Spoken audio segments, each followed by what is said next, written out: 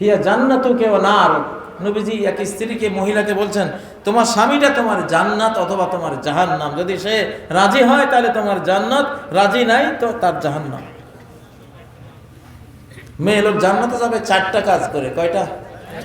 5 ওয়াক্ত সালাত, রমজানের সিয়াম, স্বামীর কথা মানা, নিজেকে পবিত্র রাখা, স্বামী ছাড়া কারোর সাথে কোনো দৈহিক সম্পর্ক না করা।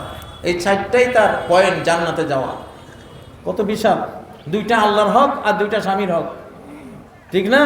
সে আল্লাহর 2টা হক দিয়ে জান্নাতে যাবে, সালাত আর সিয়াম, আর স্বামীর 2টা হক দিয়ে জান্নাতে যাবে, নিজের পবিত্র রাখা, স্বামীর আনুগত্য করা।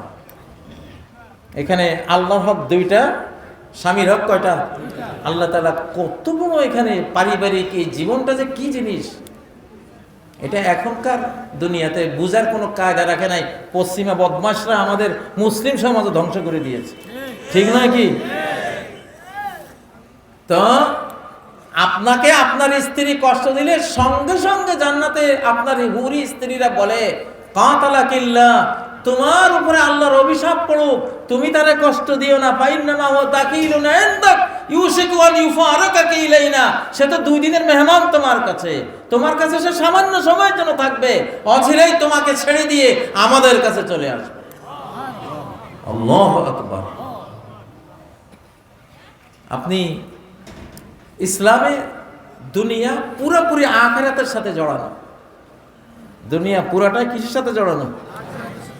আখিরাতের সাথে জড়ানো। এটা একটা যদি হারায় আরেকটা হারাতে বাধ্য, একটা নষ্ট হলে আরেকটা নষ্ট হতে। যার আখিরাত নষ্ট তার দুনিয়াও নষ্ট। নামাজ পড়ে না, কোরআন পড়ে না, আল্লাহকে ডাকে না, বউ বেটিরা পর্দা করে না, হালাল খায় না, হারাম খায়, আখিরাত নষ্ট করছে না? আমি আল্লাহর কসম করে বলি, এই শ্রেণীর একটা লোক পৃথিবীতে শান্তি কারে কয় জীবনে ওরা পায়নি। ওরা শান্তি পায় নাই। শান্তি কি জিনিস বুঝবেও না ওরা। 3 লক্ষ টাকা বেতনে চাকরি করে, চেহারা দেখলে মনে হয় যেন সুখ কি জিনিস জীবনে এই লোকটা চোখেও দেখেনি। তার চেহারা দেখলে দুশ্চিন্তা, টেনশন, ডিপ্রেশন, তার স্ত্রী কি সে সমস্যা, কত রোগ, কত মানসিক ব্যাধি, এটা সেটা, তার ছেলে মেয়ে এক একটার এক এক লাইফ। 3 লাখ টাকা বেতন পেয়েও 2 লাখ টাকা ঋণ করতে হয়। আর মক্তবের কোরআনের শিক্ষক পায় 3,000, 3,500, 4,000 টাকা। চেহারাটা দেখলে মনে হয় যেন জমিদারের পোলা, ঠিক না বে? ঠিক, জমিদারের ফুল। বেতন কত? 3,500, 4,000। হুজুর আপনার ছেলে মেয়ে কয় না? কয় 7 জন। আল্লাহ কই পোলাভান গুলি? আরে আল্লাহ, হুজুর এই 2টা হাফেজ হয়েছে আর 2টা হেফজে পড়তেছে, ফেরেশতার মতো বাচ্চাগুলি, ঠিক না? খোঁজ নিলে দেখা যায় হজ করে আসছে। বারাকা, বরকত কাকে বলে? আল্লাহু আকবার। তো ইসলামিক লাইফে তো সুখ, শান্তি, বরকত সব কিছু। মুসলিম জাতিটা হলো এমন একটা জাতি, তাদের টার্গেট সবসময় অনন্তকালের শান্তি, ইহকালের শান্তি। ইহকালের শান্তি তারা খোঁজে পরকালের শান্তির কাজের মধ্যে, ঠিক না? পরকালের কাজের মধ্যেই তারা ইহকালের সুখ শান্তি খুঁজে বেড়ায়। এশার নামাজ না পড়ি ঘুমানো যায়? যারা আমরা নামাজি মানুষ, মুসাল্লি মানুষ, এশার নামাজ না পড়লে ঘুম যাওয়া যায়? যারা নফল পড়ে, এশা তো ফরজ তো আছে, যারা 2-4 রাকাত নফলের অভ্যস্ত, ওই 2-4 রাকাত না পড়লে তো ঘুমই হবে না। 2-4 রাকাত নফল যেটা উনি পড়ে সবসময়, ওটা পড়ছে মনে হয় যেন ঘুমের 4-5টা ট্যাবলেট খাইছে। নামাজটা পড়ে আস্তে ঘুমে কাত হয়ে গেছে। সুবহানাল্লাহ, কত সুখ, কত শান্তি, ঠিক না কি প্রিয় ভাইরা? তো আপনারা যে জান্নাতের বিষয় আমাকে দিয়েছেন, হ্যাঁ, লা ইলাহা ইল্লাল্লাহ জবানে যে নিয়েছে, অন্তর থেকে জীবনে একবার বলেছে, তাকে আল্লাহ জান্নাত দেবেনই, ডেফিনিট তার জন্য জান্নাত। অনেকে সন্দেহ করে যে আমি কত গুনাহগার, আমি কি জান্নাতে যাব? আরে বাবা, আপনি কালেমা মুখে নিয়েছেন না?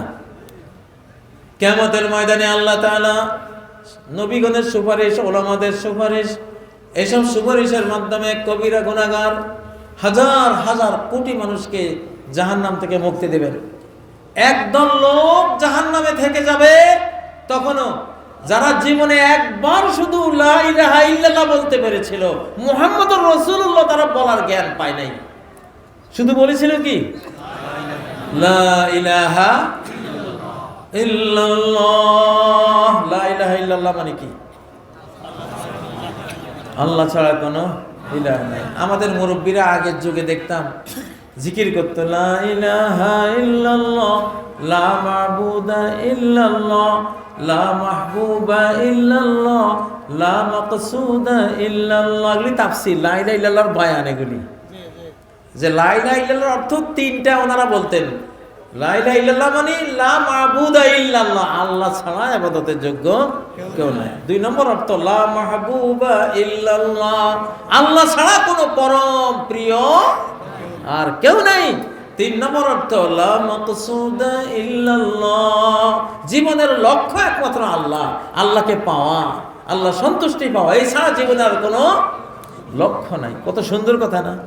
বাস্তব কথা, সত্য কথা। আমি এই তিনটা কথাই লা ইলাহার মধ্যে আছে। এখন জাহান্নামে পড়ে আছে লা ইলাহা ইল্লাল্লাহ, জীবনে কয়বার বলছে? তাও একবার। আর কোনো আমল নাই, কিছুই নেই, কোনো আমলে নেই। এখন জাহান্নামী চিরস্থায়ী কাফেররা বলতেছে, আমরা জীবনেও লা ইলাহা ইল্লাল্লাহ বলি নাই, আমরা তো চিরস্থায়ী জাহান্নামী।